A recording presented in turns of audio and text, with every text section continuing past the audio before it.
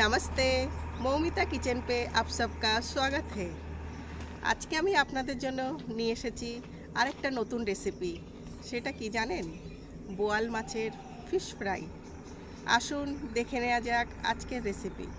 আমি বানাচ্ছি আজকে ফিশ ফ্রাই। তার জন্য নিয়ে নিয়েছি বোয়াল মাছ, আর নিয়েছি চাট মশলা, বেসন, কর্নফ্লাওয়ার, এটা নিয়েছি জিরামন পাউডার, এটা বাজারে অ্যাভেলেবেল পাওয়া যায়।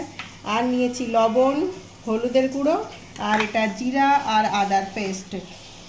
এখন আমি মাছটাকে 10 মিনিটের জন্য ম্যারিনেট করে রেখে দেব।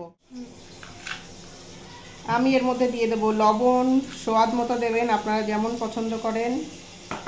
লবণ, হলুদের গুঁড়ো, দিয়ে দেব বেসন, আর দিয়ে দেব জিরে আদার পেস্ট, দিয়ে দেব চাট মশলা, এটা দিয়ে দেব আমি জিরামন পাউডার,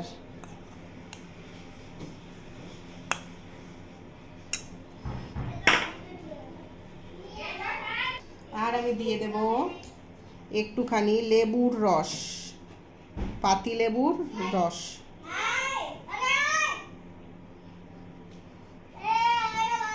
এটাকে এবার একটু ম্যারিনেট করে আমি 10 মিনিটের জন্য রেখে দেব। আমি এর মধ্যে দিয়ে দেব শুকনো লঙ্কার গুঁড়ো, আপনারা চাইলে দিতেও পারেন, নাও দিতে পারেন। আর কর্নফ্লাওয়ারটা রেখে দিয়েছি, ওটা একটু পরে দেব, যখন আমরা ভাজবো তার ব্যাস জাস্ট একটু আগে দিয়ে দেব। এখন আমি এর মধ্যে দিয়ে দেব কর্নফ্লাওয়ার।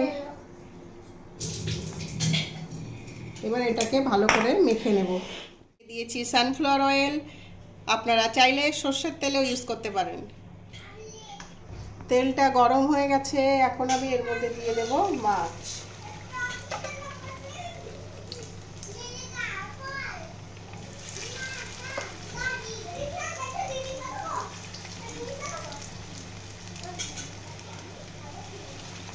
এই মাছটা একটু ফাটতে পারে, ওই জন্য আমি এখন এটাকে ঢাকনা লাগিয়ে রেখে দেব।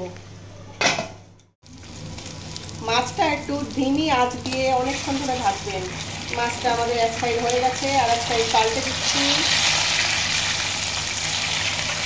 দিয়ে আমরা আবার এটাকে ঢাকা দিয়ে দেব।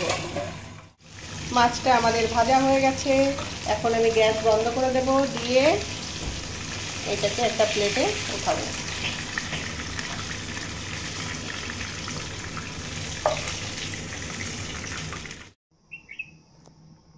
আমাদের ফিশ ফ্রাই রেডি হয়ে গেছে, আপনারা অবশ্যই টেস্ট করে দেখবেন।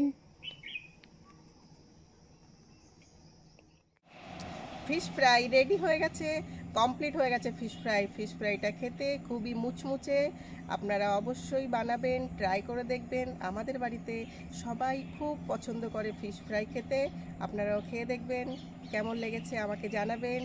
সবাই সুস্থ থাকুন, ভালো থাকুন। আমার রেসিপি যদি ভালো লেগে থাকে, লাইক, শেয়ার, সাবস্ক্রাইব অবশ্যই করবেন।